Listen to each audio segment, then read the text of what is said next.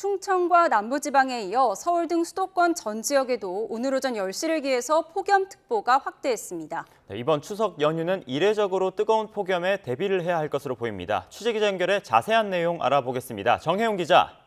네, 과학기상부입니다.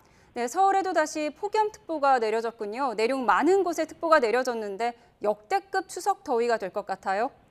네, 그렇습니다. 기상청이 오늘 오전 10시를 기해서 서울 등 수도권에도 폭염주의보를 발표했습니다. 지난 9월 12일 사상 첫 9월 폭염경보가 해제된 이후 사흘 만입니다. 이에 따라 충청 이남과 경기 남부의 폭염특보에 이어서 수도권 등 서쪽 지방으로도 폭염주의보가 확대된 상황입니다. 9월 중순에 이렇게 많은 지역에 특보가 내려진 건 무척 이례적입니다. 특히 추석은 매년 날짜가 달라서 추석마다 열대야와 폭염 각각의 기온을 따져 비교 분석하기는 힘든데요.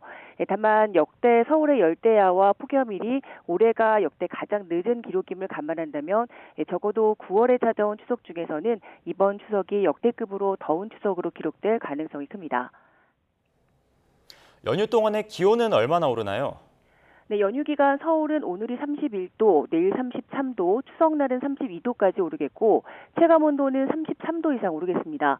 경기와 남부 일부 지역은 체감온도가 35도 안팎까지 크게 오르면서 폭염 경보 수준을 보이는 곳도 많겠습니다.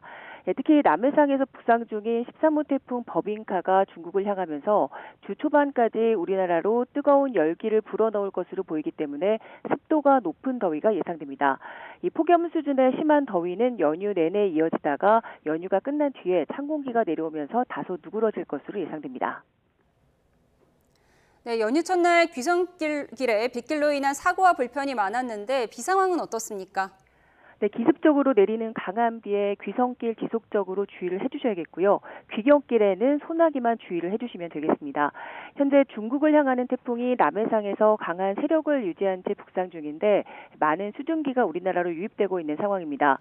이 수증기가 때 아닌 폭염을 가져오기도 하지만 지형적인 요인과 겹치면서 갑작스레 비구름을 만들기도 합니다.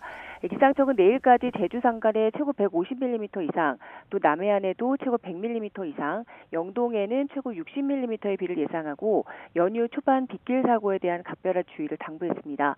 그 밖에 내륙에도 5에서 40mm 정도의 소나기가 예상됩니다. 하지만 비나 소나기는 추석인 내일 오후부터 점차 잦아들겠고 달이 뜨는 오후 늦게부터는 하늘이 점차 갤 것으로 보입니다. 기상청은 유동적이긴 하지만 내륙에서는 구름 사이로 보름달을 볼 수 있을 것으로 예상했는데요. 서울 지역의 달 뜨는 시각은 오후 6시 17분입니다. 연휴 마지막 날인 모레 산발적으로 소나기가 내리는 곳이 있겠고 제주도 부근과 남해상에는 파도가 높게 일 전망입니다. 지금까지 과학기상부에서 YTN 정혜윤입니다.